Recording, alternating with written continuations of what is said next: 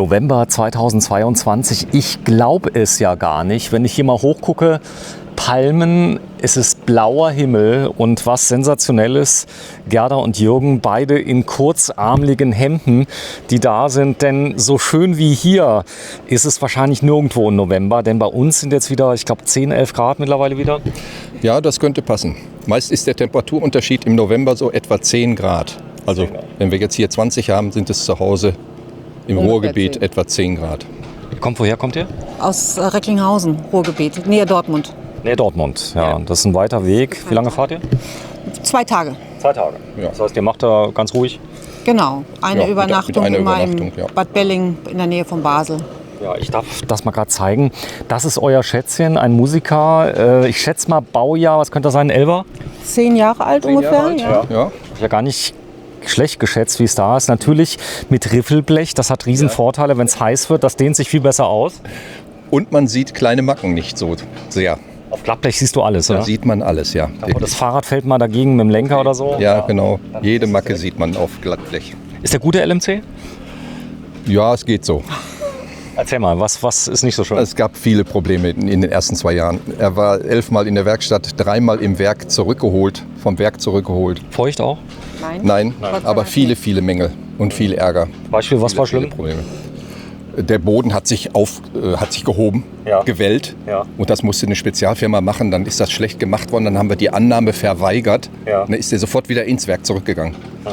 Und dann haben sie die Firma nochmal geholt. Und dann wurde Klebstoff eingespritzt in den Boden. Und das wurde gewalzt. Und dann war es auch halbwegs okay. Montagswagen quasi. Ja. Man hört hier von vielen, Ja. auch andere Hersteller, sehr hochwertige Wagen, die nur Ärger haben. So ist es Holz unten drunter. Gut, da kann immer mal was passieren. Elektronik. Ja. Habt ihr da auch Probleme, oder? Ja, mit der Elektronik hatten wir auch Probleme. Und jetzt? Das hat sich nach vielen Werkstattaufenthalten hat sich das gegeben. Ist das, ja. Es hat ein bisschen gestürmt gestern. Ihr habt eine Markise drauf. Habt ihr die auch ordentlich befestigt? Ich guck mal gerade. Ja, eigentlich schon. Ja. Hast du ja einen ganz großen Anker. Ah nee, an den Sträuchern. Ja. Okay, das heißt, Das ist aber hier oben nicht so schlimm in der zweiten Reihe. Da unten ist es, glaube ich, schlimmer. es hat ziemlich geweht gestern. Selten regnet es ja hier, muss man sagen, oder? Das stimmt, ja. Ja. Darf ich mal den Ausblick zeigen, den ihr hier habt? Also ihr sitzt hier, da hat man, ich sag mal, auch einen klaren Durchblick hier vorne. Ja. Das heißt, ihr seht das Meer. Es ist fast noch besser wie in der ersten Reihe, finde ich, hier oben. Ja, wir haben auch in der ersten Reihe schon gestanden, mussten die aber auch schon einige Male verlassen bei Unwettern. So, ich zeige das mal hier vorne, denn da kann es Unwetter geben. Was das Schöne dabei ist, du hast viel mehr Schatten hier in der zweiten Reihe, die da ist. Es ist praktisch angeordnet wie in Terrassen. Man hat immer einen guten Blick, oder? Das ja, und man ist etwas windgeschützt hier. Windgeschützter als da unten. So, überall Palmen, das so ein kleines bisschen Karibik. Ja, So, dann darfst du mal verraten, wo wir sind. Sanremo. Sanremo, auf einem wirklich sehr, sehr bekannten Platz. Hier vorne wird auch laufend renoviert. Hier vorne sind zum Beispiel ganz neue Tore jetzt reinbekommen. Platz ist immer up to date hier. Ja, Ihr wart jetzt wie oft heute hier? 29. Nochmal bitte. 29 Mal. Das ist kein Scherz. Nein, das ist es. Und teilweise auch 5 bis 6 Wochen pro Aufenthalt. Okay. Zweites Zuhause. Silvia, du bist jetzt wie lange hier? Ich arbeite seit dem Winter 2005 hier. Auf dem 2005. Platz, ja. So, du hast das Gästemanagement hier unter dir. Das Ganze machst du noch mit einer Kollegin, die mit dabei ist. Ihr sprecht beide sehr gut Deutsch. Du bist in Deutschland auch geboren, auch im Ruhrgebiet, oder? Ich bin aus dem Kölner Raum. Aus dem Kölner Raum. Okay, aus dem Kölner Raum. Und das Ganze natürlich, wenn ihr irgendwas habt, es gibt ja immer schon mal was, wo man sagt, okay, da muss man mal Bescheid sagen, dass sich da was ändert. Hat man hier Gehör auf dem Platz? Oder? ja, ich denke schon. Ja. Gab's irgendwas, was euch- wenn man Hilfe braucht, das ist immer irgendwo ein Arzttermin oder so, da bekommt man immer Hilfe. Okay, jetzt habt ihr E-Bikes mit dabei, die machen Sinn hier, oder? Für uns mittlerweile ja, aber wir sind früher ja auch mit normalen Rädern hier gewesen. Denn die Fahrradstrecke ist schon sensationell, oder? Die Unter Meer. Super, wir sind gerade noch 52 Kilometer gefahren. Ja. Heute? Heute. Ja. Okay. Und das ist ungefähr Radeldauer 2 Stunden, seid ihr gefahren? Ja, 3 Stunden, so mit einer kleinen Pause noch. lassen uns Zeit. Wohin seid ihr gefahren? Nach Imperia. Okay. Also Porto Maurizio, das ist der Vorort von Imperia, da hört der Radweg ja auf. Und da haben wir dann umgekehrt. Alles wird teurer, auch der Platz bisschen teurer geworden? Oh ja, heftig. Heftig. Ist das schlimm für euch? Ja, wir werden es kürzen müssen jetzt. Ja. Wir werden nächstes Jahr keine 6 Wochen kommen, sondern 3,5. Hast du für Verständnis? Also für einige Dinge natürlich schon, was Strom, Energiekosten angeht. Das ist ja in jedem Land so.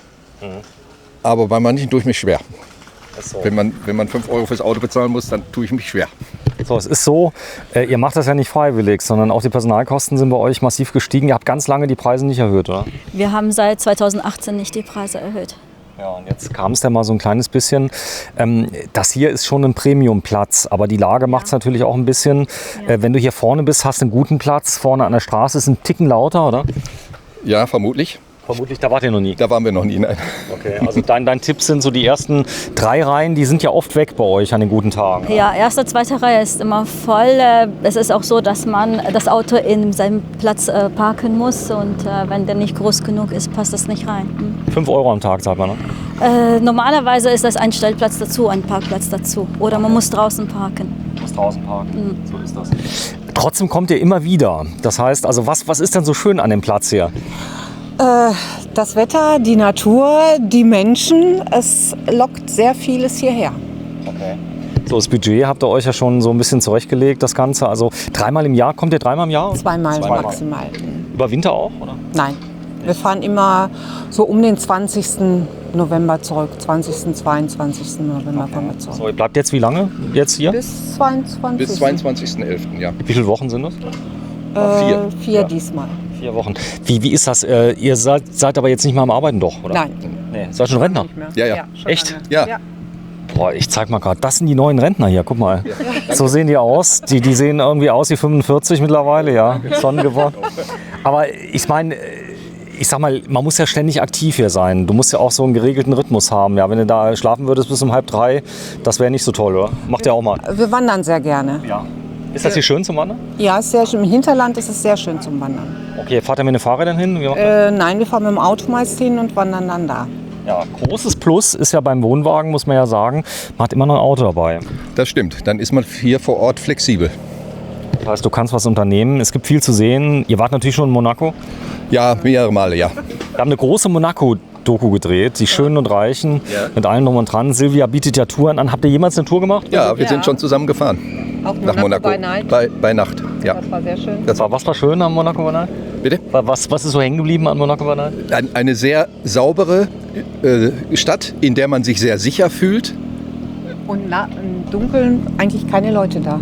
Sehr Ja, wenig. Wir nicht waren fast überlaufen im alleine. Dunkeln abends. Ja. Außer am Casino war nirgendwo was los. Was krass ist, was die Silvia alles weiß, oder? Ja, das Oh ist ja, enorm. oh ja. Ich konnte ja alles fragen. Ja. Wie lang ist die Strecke in Monaco oder konnte Ja, die ja. Kilometer? Ja. Auch über die Natur, welche Bäume, welche Pflanzen. Also Ja. sie weiß sehr, sehr, sehr viel. Dann habt ihr wahrscheinlich auch die Pause gemacht, die wir gemacht haben. In welcher Stadt? Ich glaube, in Ventimiglia waren wir, oder? In Bordighera. In Bordighera. Ja, das ist ja auch wunderschön, oder? Ja, Ja. sehr schön. Darf ich mal reinschauen ganz kurz in Ja, euren klar. Wagen? Weil das ist ja, wenn man da so 4 Wochen lebt, dann lernt man sich ja auf kleinem Raum erstmal richtig kennen. Ihr kennt euch ja schon 2 Tage, oder? Ja. Ja. So, zeig das mal. Das ist eure Rundsitzgruppe. Ihr seid selten im Wagen hier dann? Ja, bei dem Wetter findet das Leben draußen statt, kann man sagen. Ne? So Duschen auf dem, im Bad macht es? Hier oder hier im Wohnwagen? Sanitärgebäuden. Sanitärgebäude. Nicht im Wohnwagen. So, ich zeig mal gerade, wo es Ja, ja. reinkommt. Ihr habt Längsbetten, habt ihr drin? Ja. Ja. Okay. Wie schläft man hier drin? Ist das wie zu Hause? Es ist wie zu Hause. Das sind qualitativ hochwertige Matratzen, ein Lattenrost darunter. Das ist also schon sehr gut. Habt ihr die jemals verwendet, eine Klimaanlage? Habt ihr die mal bereut, dass ihr keine habt? Eine Klimaanlage Nee, braucht auch keine. brauchen wir eigentlich nicht, da wir im Februar, März unterwegs sind und eben im Oktober, November. Da geht's, oder? Da braucht man es nicht. Also ich war ja hier im Sommer, wenn du erste Reihe stehst Das ist heftig. und die Sonne knallt da drauf, die Klimaanlage hat es nicht gepackt. Also bei uns im Wagen damals. Mitarbeiter gehört, hier waren 38 bis 41 Grad im Sommer. Das muss mal schlimm sein. Das ist so. Also, Rundsitzgruppe habt ihr hier mit drin. Ihr habt, Ja. was ich sensationell finde, ihr habt sogar bedruckte Kopfkissen. Ja. Habt ihr mit dabei? Ja. Was ist das Schöne am Camping für dich? Was denkst du? Dieses Flexible, dass man unterwegs anhalten kann, wo man möchte, wenn man einen Platz findet. Das ist ja heute durch den Camper-Boom ein bisschen schwierig geworden. Habt ihr es gemerkt? Ja, das merken wir. Das merkt man auch hier, dass das hier sehr voll ist oder voller geworden ist als in den Vorjahren. Ne? Okay. Das merkt man, ja. So, ansonsten die Technik ist recht einfach hier im Wohnwagen. Es gibt ja nicht so viel. Der ist ja nicht autark, oder? Oder doch? Nein, nicht vollständig. Nein, Also- wir brauchen schon Strom über längere Zeit. Batterie hat er nicht? Der hat eine Batterie, ja, wir könnten eine Nacht irgendwo stehen. Mit 12 Volt könnten wir alles versorgen, das ginge. Aber nach 2-3 Tagen ist die Batterie wahrscheinlich dann leer. So, Setup. Jetzt gibt es ja viele, die sagen, oh, Wohnwagen, alles so kompliziert. Ist gar nicht so kompliziert, finde ich. Ich bin ja jahrelang Wohnwagen gefahren. Wir finden es auch nicht kompliziert. Wir sind damit aufgewachsen. Wir haben seit 40 Jahren 3-4 Wohnwagen mittlerweile schon gehabt. Da kennt man das Ganze damit umgehen, die Technik und so. Ist ja nicht so viel. Du musst die Stützen rausfahren, da musst du Strom anschließen, einfahren das Mover. Man hat einen Mover heute zum Rangieren, genau. Warte, ich zeig mal. Ach, andere Seite. Da ist er dran. Das heißt, du fährst den ran mit dem Motor. Genau. So, und das Ding fährt alleine. Ja. Und die Stützen übrigens auch. Die Stützen elektrisch? Motorisierte Stützen, ja. Da hast du Die geleistet. fahren alle 4 runter, ja. Das haben ist- wir mal gemacht vor 20 Jahren. Die sind schon 3-mal umgebaut worden. Das ist der 3. Wohnwagen mit diesen Stützen. Und das funktioniert immer noch wunderbar. Ja. Der macht das aber nicht vollautomatisch, oder? Das Ausrichten. Das Ausrichten nicht, nein. Okay. Also die Stützen fahren rum. Und das ist so klasse, wenn du jetzt hier stehst, überleg mal, du müsstest jetzt hier hinterkrabbeln, genau. dann müsstest du da drunter, das verleitet einem dann schon, oder? Ja, ja. Ist das teuer, die Stützen? Ja, die waren damals schon teuer. 1.500 Euro vor 20 Jahren. Das war schon heftig, ja. Krass. So, Wohnwagen hat natürlich auch Kostenvorteile. Da wird nichts angemeldet groß. Der Motor geht nicht kaputt. Hat ja keinen. Muss aber trotzdem zum TÜV alle 2 Jahre. Und man braucht einen Unterstellplatz zu Hause. Irgendwo beim Bauernhof oder so, man muss ihn irgendwo unterstellen. Ist das teuer? Das ist mittlerweile sehr teuer geworden, ja, weil eben die Plätze sehr begehrt sind aufgrund der vielen Wohnmobilfahrzeuge und Wohnwagen. So, und das ist dein Herd, dein Ofen. Ja, das ist ein Gasgrill, ja. Genau. Jetzt ist man hier in Italien, da geht man schon mal essen, oder? Ja, natürlich. Man Ja. wechselt das mal so, mal so. mal Oder so. man macht auch selber was. Es ist ja ein Küchenblock drin im Wohnwagen. Spülen, wer macht das? Ja, da wechseln wir uns ab. Okay, ist Klo, geht hier drin aufs Klo? Ja. Das lernt man ja hier. Das ist so eine Kassette, machst du dann rein. Genau. Und wer macht das? Ich mache das da Du alle machst das dann. 3-4 Tage so. Ja. Was ich toll finde, ist eure Tischdecke. Die finde ich sensationell. Die ist richtig schön. Aber hier der Ausblick, guck mal, du sitzt hier morgens, du schaust dann raus, Das ist schon herrlich, ja, das stimmt. trinkst einen Kaffee, auch den zweiten, Ja. den dritten. Und telefoniert dann mit der Tochter zu Hause und die kratzt gerade Eis am PKW, an der PKW-Scheibe. Boah, ist das schön, dass sie. oft gehabt im November. Ja, jetzt hier ist so eine Stabi-Stange, die macht Sinn, oder? Genau, ja, für gestern zum Beispiel, für den Wind, ne? Die stabilisiert dann, ja. Ich glaube, das ist wesentlich. Ist original, oder? Die Stange. Ja, ist original, ja. Auch diese Verstärkungsecken hier. Sag mal bitte. Ja, das sind so Verstärkungsecken. Die sind auch nicht Die Serie? stabilisieren auch nochmal extra das Gestänge. Ja. Die fahren rein. Bei mir ist mal eine Markise, ist mir mal um die Ohren geflogen, tatsächlich. Also da, aber eigene Dummheit, da ist mir diese Stütze, die ist mir im Sand versunken. Oh, ja. Und ein Fahrrad ist gegengefallen und dann ist sie nach vorne weggeknickt. Oh. Ja, und dann war es auf einmal hier, das Gelenk hat einen Knack gemacht. Ja. Habe ich schon ein paar Mal gehört, also sichert die. Aber du sagst, auch wenn es jetzt mal ein bisschen mehr stürmen würde, hier würde nichts passieren, oder? Ja, ich würde dann vielleicht überlegen, Einbauen. ob ich sie doch abbaue. Denn ich habe sie einmal auf dem Dach schon gehabt. Die sind einmal umgeschlagen in Jugoslawien, ehemaligen Jugoslawien. Ach, das ist hier passiert? Ja, durch eine Bohrer, dieser Küstenfallwind in Jugoslawien. Der ist krass, habe ich erlebt, live. Ja. Ja. Ganz plötzlich, ohne Vorwarnung, hat es hier drunter und es ist alles rausgerissen, alle Verankerungen und war alles auf der anderen Seite. Vollkasko? Ja, waren glaube ich 2.500 D-Mark Schaden und hat die Versicherung übernommen. Aber hier unten, ich denke, wenn du hier festmachst, ich glaube, bevor die Pflanze rausgerissen wird, oder? Ja, ich denke mal, das hält hier. Mit diesen dicken Seilen hier. So, und das ist euer Outfit. Ich zeig's mal gerade, hydraulische Bremsen. Felgenbremsen, die übrigens sehr gut bremsen. Also viele, die sagen hier Felgenbremsen, bremsen nicht. Das ist okay, also wir kommen da gut mit zurecht so. Ihr habt schon lange E-Bikes, gell? Ja, ein Jahr und 3 Jahre. 1 Jahr und 3 Jahre. Was ist der Vorteil E-Bike? Du fährst mehr? Man fährt mehr, man schwitzt weniger, weil man sich nicht so anstrengen muss. Und man fährt auch schon mal längere Strecken natürlich dann. Also eine höhere Reichweite hat man dadurch. Ich glaube, das ist auch, wenn da mal ein Berg kommt, das tut einem nicht mehr weh. Dann, Genau, ne? genau, ja. Ist so. So, also fit sein, Bewegung ist ja das A und O. Also gerade, ich glaube, man muss jeden Tag sein Pensum machen, oder? Machen wir auch regelmäßig. Wir gehen Nordic Walken jeden zweiten Tag. 1 Stunde, aber richtig Power Walking. Also Mit Stöcken? Mit Stöcken, richtig schnell. Wir haben da Kurse gemacht, dass wir es richtig gelernt haben, die Technik. Und das machen wir jeden zweiten Morgen. Und dazu eben das hier und auch ein bisschen Schwimmen noch. Die Stöcke, was haben die für eine Funktion? Du stützt dich ab damit, oder? Ja, man stützt sich ab. Man gibt ja etwa 30% Kraft auf die Arme dann, Ja. entlastet damit Ja. Kniegelenk und Beine Ja. und kommt schneller vorwärts. Und man bewegt alle 286 Knochen, glaube ich, die der Mensch hat. Habe ich mal gelernt. Crosstrainer in dem Kurs. praktisch so ähnlich, oder? Ja, bitte? So ähnlich wie so ein Crosstrainer, den man hat, Ja, wo man genau, Arme und genau. Da bewegt man ja auch den Oberkörper mit und die Arme her. So, da vorne sind die beiden. Ja, die Silvia macht das gut. Ja, Ja, wir haben auch schon sehr viele Ausflüge gemacht mit Silvia. Und ja, in Das ist so, weil die ganze Region hier. Ich habe sie gefragt, was ist deine Aufgabe, Silvia? Da hat sie gesagt, ja, ich kümmere mich so ein bisschen um die Gäste. Weil ich glaube, das ist ganz wichtig, dass du gerade jetzt hier in Italien jemand hast, der auch noch hier in Deutschland geboren ist, der weiß, was man will.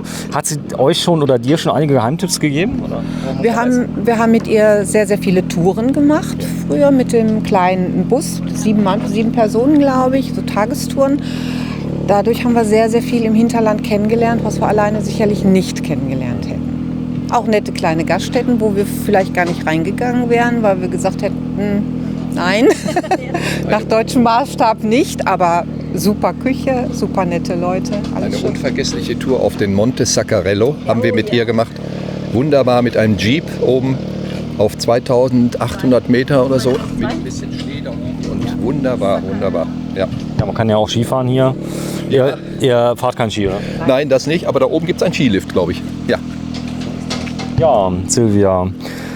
Auf welchem Platz sind wir denn genau? Villaggio dei Fiori. Villaggio dei Fiori. Viele Deutsche, 40-50% deutschsprachig hier. Ja, es ist immer unterschiedlich, aber sehr viele Deutsche. Je nach Jahreszeit, ja, weil im Sommer ändert sich dann die ganze Kulisse, da sind mehr international. Wenig Holländer. Dieses Jahr waren mehr im Sommer hier. Im Sommer da. Ja, in der Nebensaison vorwiegend Deutsche. Ich zeige das mal gerade. Das ist der Ausblick. Wir schreiben heute Anno Domini den 2. November 2022. Wir sind in Italien. Die beiden werden wahrscheinlich noch die nächsten 100 Jahre hierher kommen.